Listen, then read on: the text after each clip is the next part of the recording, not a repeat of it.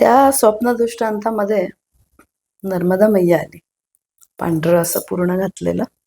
आणि मी ओळखलं की या मैयाच आहे, म्हणून मी त्यांना नमस्कार केला. तर नमस्कार केला, त्या हसल्या आणि त्यांनी असं ओंजळ केली त्यांची. तर त्याच्यात पाणी होतं. ते पाणी त्यांनी माझ्या डोक्यावर टाकणार, तेव्हा त्यांना मी म्हटलं, मी हे पाणी नाही ग्रहण करू शकत. म्हणले, का बरं? तर म्हटलं, मला माझ्या सद्गुरूंनी सांगितलंय की ज्याच्यात माझं दर्शन नाही ते ग्रहण करायचं नाही. फक्त त्या हसल्या. जणू काय मला आता असं वाटतं की ती बहुतेक परीक्षा होती माझी आणि मी बहुतेक पास झाली असावी.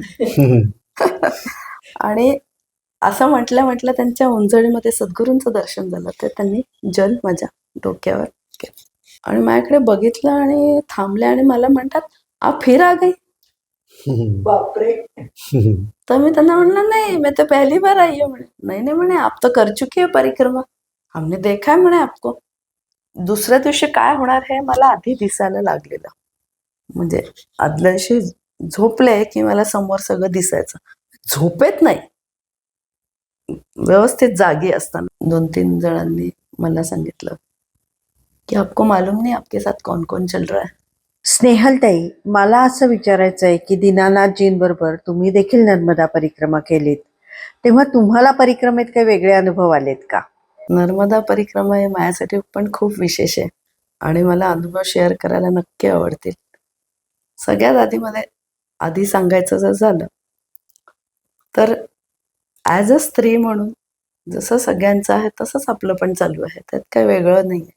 परंतु एक गोष्ट लक्षात आली की नामस्मरण किंवा सद्गुरु कृपा किंवा ज्यांचं तुम्ही करत असाल मनापासून इष्ट, त्यांचं जर तुम्ही मनापासून केलं ना, ते आपल्याला भरपूर सहाय्य करतात, भरपूर मदत करतात आणि पुढे जायला त्यांची खूप मदत होते आणि खूप आशीर्वाद त्यांचा मिळतो, एवढं मी नक्की सांगू शकते. त्यामुळे जे कोण असं म्हणत असतील की संसारात आहोत, आमची मुलं आहेत, आमचं जॉब आहे, सगळ्यांमधनं सगळं करत असताना सुद्धा आपल्याला अनुसंधान साधता येतं. परंतु त्याच्यासाठी आपली इच्छा मात्र पाहिजे आणि ती इच्छा असेल तर सर्व काही शक्य आहे. नर्मदा परिक्रमा ही माझ्यासाठी खूप विशेष आहे. सुरुवात करायची म्हटलं तर नर्मदा परिक्रमेबद्दल काहीही माहीत नव्हतं. परंतु जसं ऐकत गेले, यांच्याकडनं समजलं हे सगळं. तर यांनी मला 2दा-3दा विचारलं की तुझं काय परिक्रमेचं?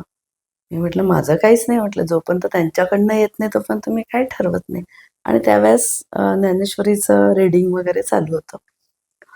असं करत करत 5 महिने गेले.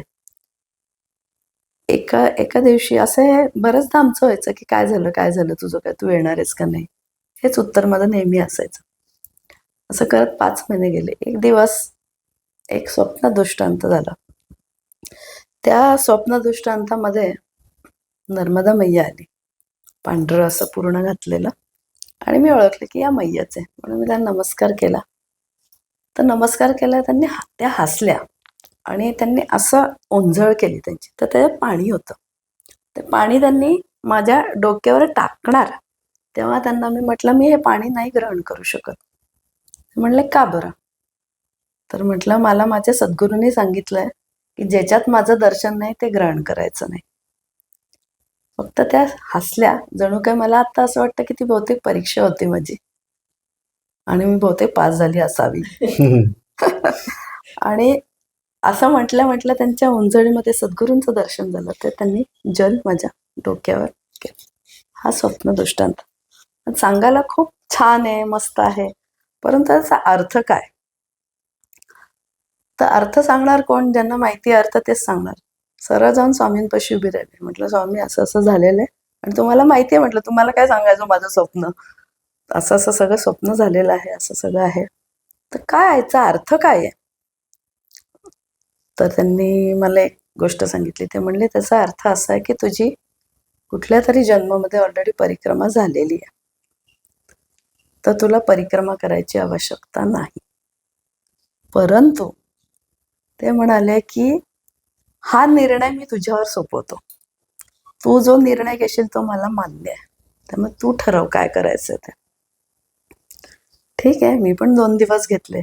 विचार केला की काय म्हणजे, कारण स्वामींचं सगळंच गुढ असतं, तर आपल्याला कळतच नाही काय त्यांच्या सांगण्याचा हेतू आहे. परंतु त्यांच्यावर विश्वास असल्यामुळे म्हटलं ठीक आहे स्वामी, म्हटलं 2 दिवसांनी परत त्यांच्या पुढे जाऊन उभी राहिले. त्यांना म्हटलं स्वामी तुम्ही सांगितलेलं ॲक्सेप्ट केलेलं आहे आणि मी असं ठरवलंय की नर्मदा परिक्रमा मी करणार, परंतु मी यांच्यासाठी करणार आणि यांच्याबरोबर करणार म्हटलं. तर म्हणे बरं ठीक आहे. आणि मग अजून त्यांनी स्वप्नदृष्टांत एक गोष्ट सांगितली, तुझी परिक्रमा झाली आहे जन्मात, कोणत्या तरी जन्मात तुझी झाली आहे. तर मग त्यांना म्हटलं की मला प्रूफ द्या. मग मला प्रूफ द्या म्हटलं, मी कसा विश्वास ठेवू झाली आहे म्हणून. बरं म्हणले. असं हे झालं आणि मी ते विसरले. स्वप्न सगळं सगळं असं परिक्रमा सुरू झाली, हे सुरू झालं, तयारी सुरू झाली, सगळं सुरू झालं. शूलपाणीच्या जंगलमध्ये एक असं जागा आहे की तिथे दोन असे आहेत की इकडनं जायचं का इकडनं जायचं, रस्ते आहेत. तर सगळेच आम्ही असे उभे, कुठून जायचं आम्हाला कळेना. तर आमच्या याच्यामध्ये एक जण होतं, ते म्हणले की तुम्ही जा पुढे. तर म्हणलं मलाही काही माहित नाही, मी तर पहिल्यांदा चालली आहे आणि हे स्वप्न पूर्ण विसरले. मी पहिल्यांदा, मला तरी काय माहिती. म्हटलं पण ठीक आहे, आपल्याला आहेत ना आपले सद्गुरू असतात, ते त्यांना विचारू आणि आतून जे ते सांगतील, मार्ग दाखवतील, त्या रस्त्याने आपण जाऊ. मग त्यांनी एक रस्ता दाखवला, तिकडनं आम्ही बाहेर पडलो. आणि जेव्हा बाहेर पडून आम्ही त्या रस्त्याने जात होतो, तेव्हा मग मी यांना सांगत होते की इथं पुढे हे लागेल, पुढे ते लागेल, पुढे हे लागेल.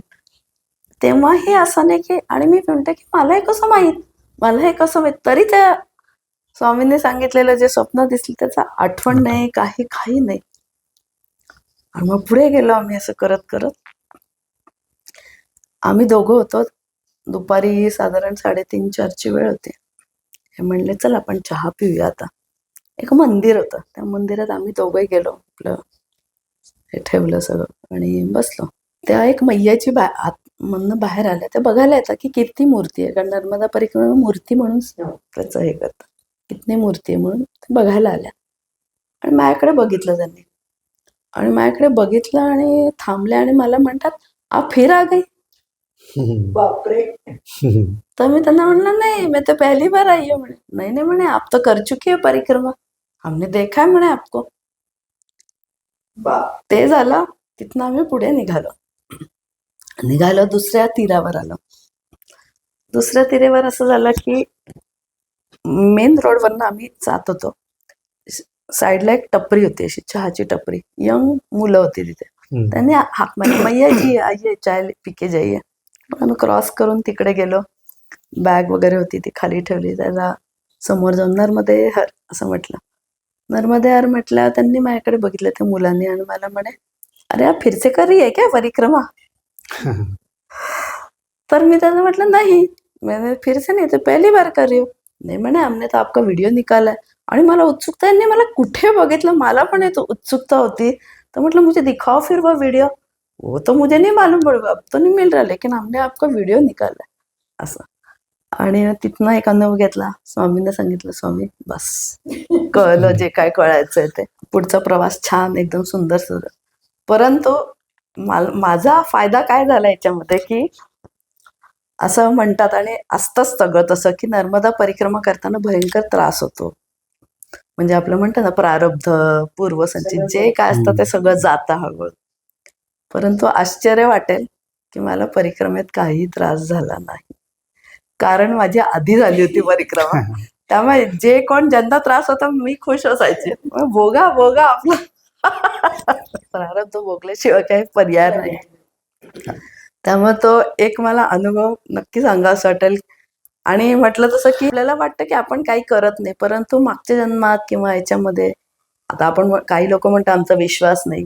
आता विश्वास आहे नाही तो वेगळी गोष्ट आहे ती, परंतु हा आता माझा स्वतःचा अनुभव आहे.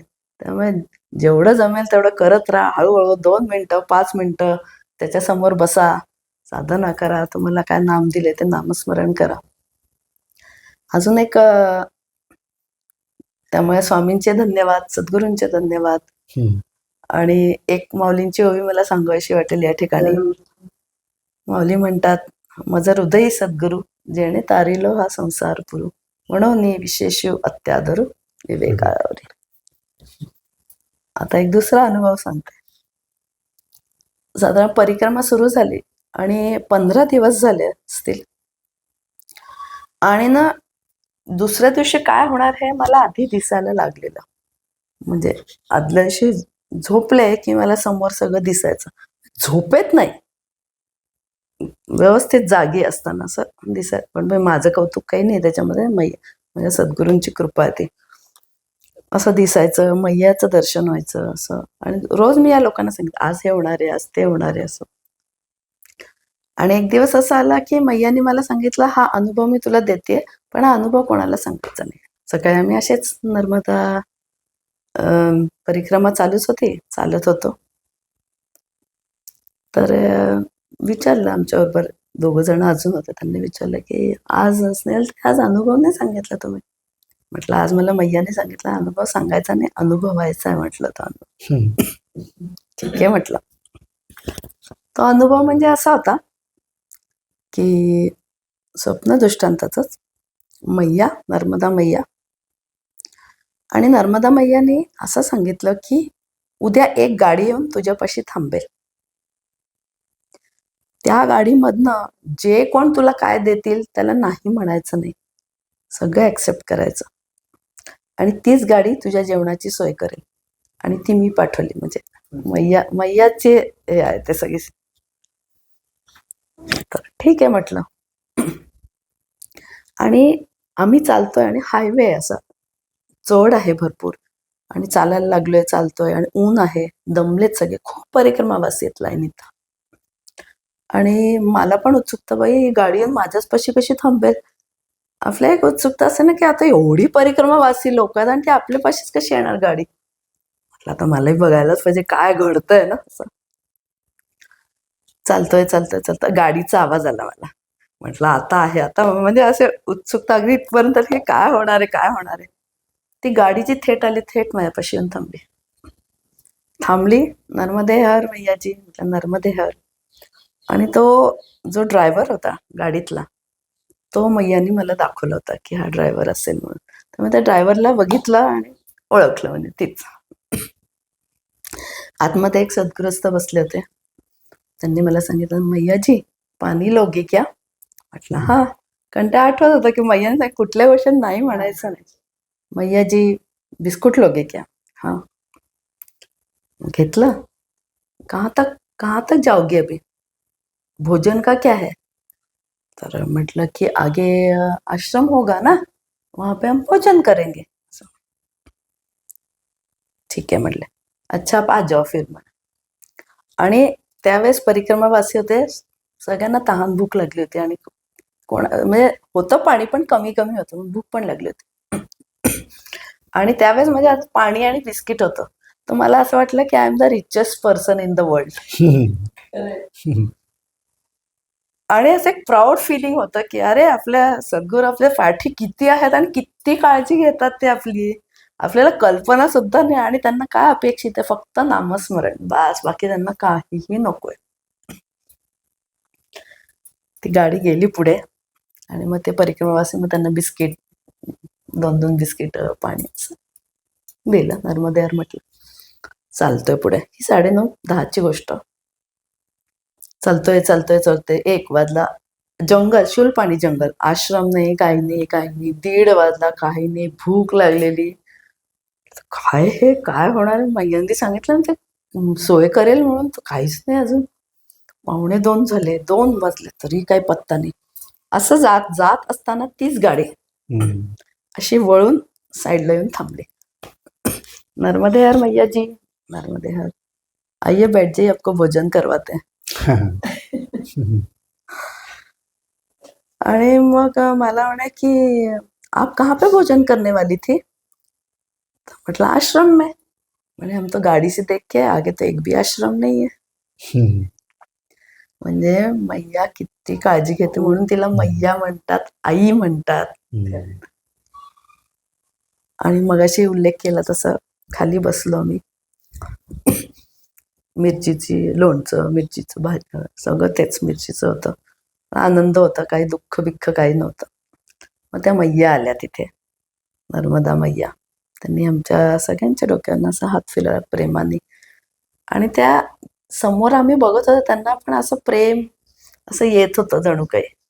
तो अनुभव मात्र येत होता. डोक्यावरनं हात फिरवला आणि आम्हाला, माझ्या असे डोक्यात, कितना कष्ट लेती हो बेटे, कितना कष्ट लेती हो. इतकं प्रेमाने त्यांनी हे केलं, बापरे. आणि मग असं करून आम्ही आणि पुढे गेला, जसं म्हटलं की हनुमानजींचा विषय सुरू झाला आणि ते हनुमानजी भेटले. आणि आतून असं वाटत होतं की ते आपल्याला काहीतरी सांगणार आहेत, काहीतरी सांगणार आहेत. म्हणून आम्ही सगळं झालं तरी असे हात जोडून होतो. मग ते म्हणाले की आपको म्हणे शूलपाणी में मैया के एक बार दर्शन हो चुके हैं, अब डिंडोरी में इस जगह पे एक और बार होंगे आपको दर्शन. आणि त्यांनी एक खूप विशेष गोष्ट, म्हणजे माझ्यासाठी खूपच, आमच्यासाठी खूपच विशेष होती. ते म्हणाले की आपकी परिक्रमा पूरी होने के बाद आप हमसे मिलने आना.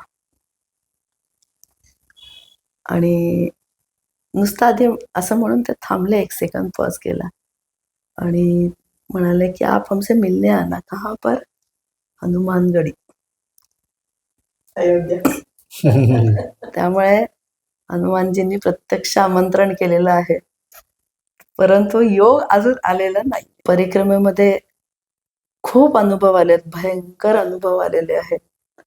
आम्ही चालताना आम्ही अंतर ठेवून होतो, मी पुढे होते, कधी पुढे असे. काही सत्पुरुष भेटले, काही साधू संत भेटले.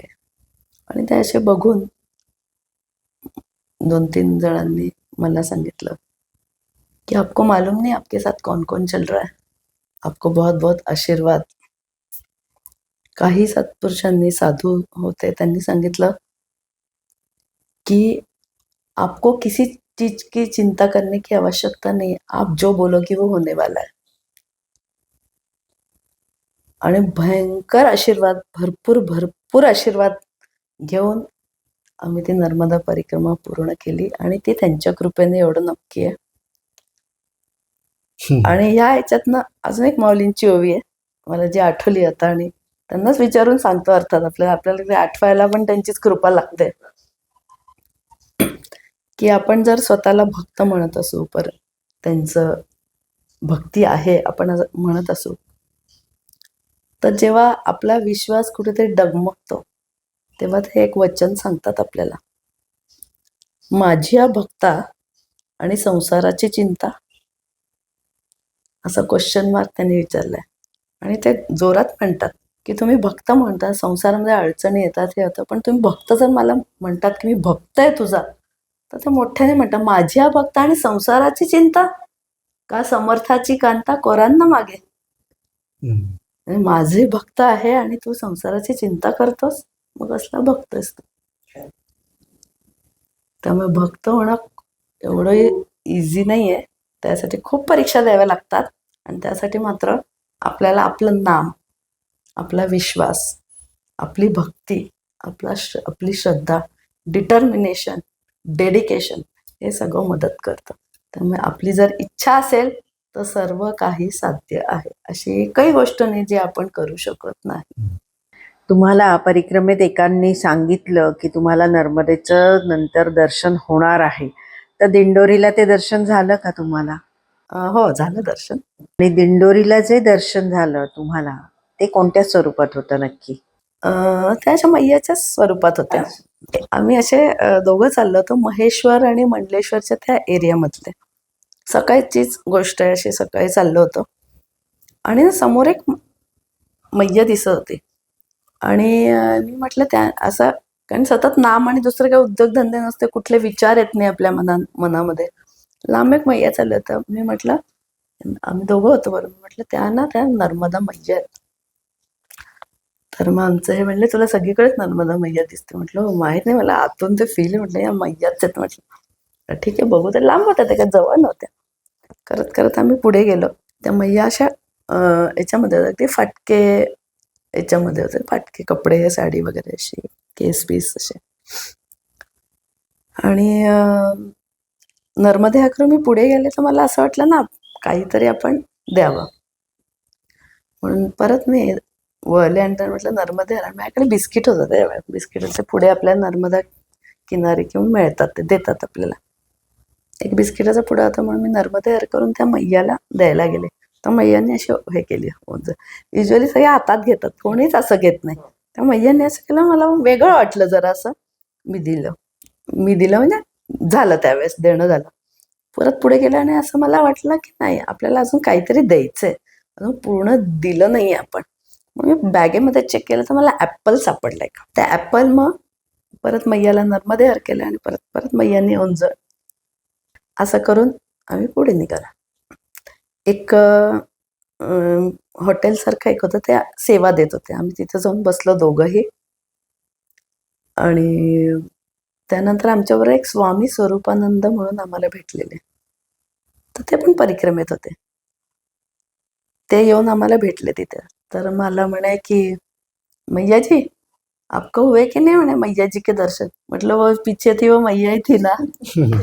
ते म्हणले हाँ. म्हटलं आप बता, आपको क्या अनुभव आया. तो ते म्हणाले की ऐसे ही, म्हणे मैं तो चल रहा था, तो जो मैया जी ना उसके साथ एक डंडा था, म्हणे वो ना ऐसे कचरे में ऐसे घुमा रही थी वो, और एक पपीता था, म्हणे बहुत गंदा सा, मतलब खराब हुआ, वो लेके वो कुछ तो भी कर रही थी. तो मैंने उनको बोला मैया जी ये मत खाओ, ये तो बहुत गंदा है. तो नर्मदे हर करके, और मेरे को म्हणे उसके बाद वो मेरे से बोलती है नर्मदे हर आपका बाल भोग हो गया क्या. मैंने मैं उनको बता रहा हूँ कि पपीता गंदा है, लेकिन वो मुझसे पूछे आपका बाल भोग हो गया क्या. तो हमने बोला उसको नहीं, हमारा तो बाल भोग नहीं हुआ. फिर हमने मैंने नर्मदे हर किया और हम आगे निकल आए. आगे निकल आने के बाद एक घर से मुझे आवाज आई, बाल भोग कर लो. बाल भोग करने के लिए बैठा तो मुझे पपीता दिया उन्होंने. तर म्हटलं हा, हो मैया ही थी. अशा अनुभव, असं अशा मैया देते अनुभव. आणि हे प्रत्येकाला सगळ्यांना वेगवेगळे देते, प्रत्येकाच्या याच्या विश्वासानुसार, प्रत्येकाच्या याच्या. पात्रतेनुसार. आणि बऱ्याचदा परिक्रमेच्या अगोदर आपण एक संकल्प घेतो, किंवा तो संकल्प म्हणजे खऱ्या अर्थाने जर म्हटलं तर परिक्रमेमध्ये आपण कुठल्या नियमांचं पालन करणार आहोत आणि ते पालन करून मी कशी परिक्रमा पूर्ण करणार आहे, यासाठी आपण स्वतः एक सदिच्छेने मैयासमोर व्यक्त केलेली एक ती भावना असते. पण त्या भावनेच्या मागे मात्र आपल्याला निश्चयाने उभं राहावं लागतं, तेव्हा त्या संकल्पामध्ये शक्ती येते. आता तसाच आम्ही चौघजण होतो, प्रत्येकाने आपापल्या शब्दामध्ये तो संकल्प व्यक्त केला होता. त्याच्यामध्ये एक शिस्तीचा भाग म्हणून मी थोडंसं त्याच्यामध्ये एक असा विचार मैयाला सांगितला होता की दक्षिणा मिळते, मग दक्षिणा मिळाल्यावर त्याच्यातून आपल्याला चहा, बालभोग, नाश्त्याची सोय करून घेता येते परिक्रमावासीला. तर मी असा थोडासा मनात माझ्यापुरता शिस्त लागावी म्हणून विचार केला होता की माझ्या मनात काही इच्छा झाली म्हणून त्या दक्षिणेचा उपयोग करून आपण काही घ्यावा असं बिलकुल करायचं नाही. आणि सुरुवातीचेच आमचे पहिलाच का दुसराच आठवडा होता परिक्रमेतला, आणि एका दुकानावरती पाटी होती आणि त्याच्यावर थंडगार लस्सीचा बोर्ड लावलेला होता. थोडेसे गरमीचे दिवस होते, तर मनात इच्छा झाली की आपण लस्सी प्यावी का. आणि म्हणून मी त्या दुकानदाराला जाऊन विचारलं सुद्धा, आणि विचारल्या माझ्या लक्षात आलं आपण चूक केली. पहिलीच चूक आपल्याकडनं घडली. आणि मी तिथेच मनातल्या मनात क्षमा मागितली. आणि चांगली गोष्ट अशी की त्यावेळी त्याच्याकडे लस्सी नव्हती. त्यांनी ती दिली असती तर माझा संकल्प तिथे खंडित झाला असता. पण त्याच्याकडे लस्सी नव्हती, पण त्यांनी प्रेमाने आम्हाला भरपूर ताक पाजलं. आपल्याकडे जो कमंडलू असतो त्यांनी प्रत्येकाचा कमंडलू ताकाने भरून दिला. मी मनोमन सद्गुरूंची, स्वामींची, मैयाची प्रार्थना केली, क्षमा मागितली की परत ही चूक होणार नाही आणि याची आठवण सदैव मला राहील, एवढी माझ्यावर कृपा करा. पण त्यातून मैयाशीच आपल्याला नातं जोडायचं आहे, आईशीच नातं जोडायचं आहे. त्यामुळे मी तिला एवढंच म्हटलं की मी चूक मान्य केली आहे, सगळं आहे, पण फक्त तू एक माझ्यावर कृपा कर. तू जर मला क्षमा केली असशील तर परिक्रमा पूर्ण व्हायच्या आधी मला लस्सी पाच. हा एक अत्यंत म्हणजे लहान मुलासारखा मी तो एक विचार भाव व्यक्त केला. आमची परिक्रमा संपत आली. आम्ही ओंकारेश्वरच्या जवळ यायला लागलो आणि अक्षरशः 2च दिवस परिक्रमा संपायला राहिले होते. लस्सीच्या बाबतीत मी विसरून गेलो होतो. आणि आम्ही रस्त्यावरनं चालत होतो. 5:45-6 वाजले होते. थोडासा अंधार पडायला लागला होता आणि आम्ही विचार केला थोड्या वेळ थांबावं. तर एक मोटरसायकलवाला आम्हाला बघून गेला. तोपर्यंत आम्हाला आता माहिती झालं होतं की असं जेव्हा बघतात त्यावेळी ते आपल्याला चहा पाणी वगैरे देतात. तसं तो 2-3दा आमच्या भोवती घुटमळला आणि पुढे दिसेनासा झाला. मग आम्ही काही अंतर अर्धा 1 किलोमीटर चालून पुढे गेलो तर तो समोर हात पसरून आला आणि आम्हाला सगळ्यांना म्हणाला की तुम्हाला थांबायचं आहे, चाय पाणी लेके जाओ. म्हटलं ठीक आहे, हरकत नाही, तशी तहान लागलीच होती. म्हणून आम्ही थांबलो, बसलो आणि तो म्हटला आप सब लोग इधर ठहर जाइए, मैं चाय पानी की व्यवस्था करके आता हूं. म्हणून आम्ही थांबलो, गप्पा मारत बसलो आणि तो आला, पण येताना त्याच्या दोन्ही हातांमध्ये लस्सी होती आणि तो म्हणला ये आपके लिए. तो म्हणला मला माहिती नाही, मी चहा घ्यायला म्हणून गेलो, पण तिथे गेल्यावर मला असं वाटलं तुम्हाला सगळ्यांना लस्सी पाजावी. आणि 2 दिवस अगोदर मैयानी ती सुद्धा इच्छा पूर्ण करून हे दाखवलं की खरोखरच माझं लक्ष होतं, तिची कृपा होती आणि परिक्रमा पूर्ण व्हायच्या अगोदर लस्सीचा प्रसाद देऊन तिने अगदी सार्थक केलं आमच्या परिक्रमेचं.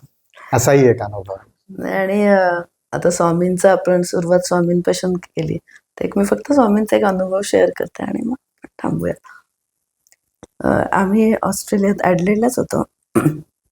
साधा ब्लड टेस्ट आपण करतो वर्षातनं एकदा, तर ब्लड टेस्ट केली. तर ब्लड टेस्टमध्ये डॉक्टरने सांगितलं की तुला थायरॉइड आहे म्हणून. तर आधी मला खूप आश्चर्य वाटलं की असं कसं झालं आपल्याला, म्हणजे झालंच कसं काय असं.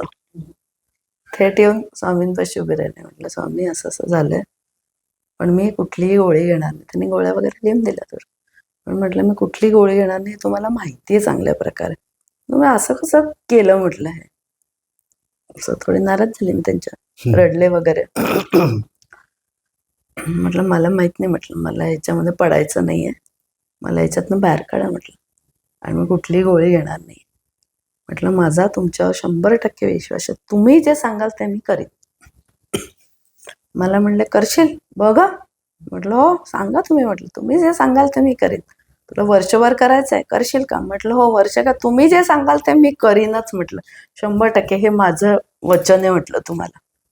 बरं म्हणे ठीक आहे म्हणे. मग त्यांनी मला काही साधना सांगितली, काही मंत्र सांगितला. तो म्हणे वर्षभर करायचं. म्हटलं हरकत नाही, आजपासूनच सुरुवात. मग तर झालं, सगळं झालं. नेक्स्ट इयरची ब्लड टेस्ट झाली, रिपोर्टची वेळ आली. स्वामींपाशी जाऊन उभे राहिले. स्वामींना म्हटलं स्वामी नेहमी तुम्ही आमची परीक्षा घेतात ना, आज तुमची परीक्षा आहे म्हटलं, मला बघायचंच आहे तुम्ही काय करता. हसते पण हसले, नमस्कार पण त्यांच्या प्रेमाचंच एवढं आहे, त्यामुळे समोर गेले, झालं नमस्कार वगैरे करा म्हटलं. आणि गाडीत आम्ही दोघं होतो. म्हटलं मला बघायचंच आहे म्हटलं, स्वामी स्वामी म्हटलं मी करतो, म्हणजे तेच करणार आहेत. म्हटलं काय करणार आहे ते, एक उत्सुकता मनात लागून गेली. डॉक्टरांकडे गेलो, त्यांनी रिपोर्ट बघितले आणि ते म्हणले की स्नेहल तू थायरॉइडच्या गोळ्या घेते का? तर मी तर काहीच गोळ्या पण विकत पण नाही घेतल्या, काहीच नाही घेतलेलं. आणि खोटं मी बोलत नाही, त्यामुळे मी असे शांत बसले, काहीच हो पण नाही म्हटलं, नाही पण नाही म्हटलं.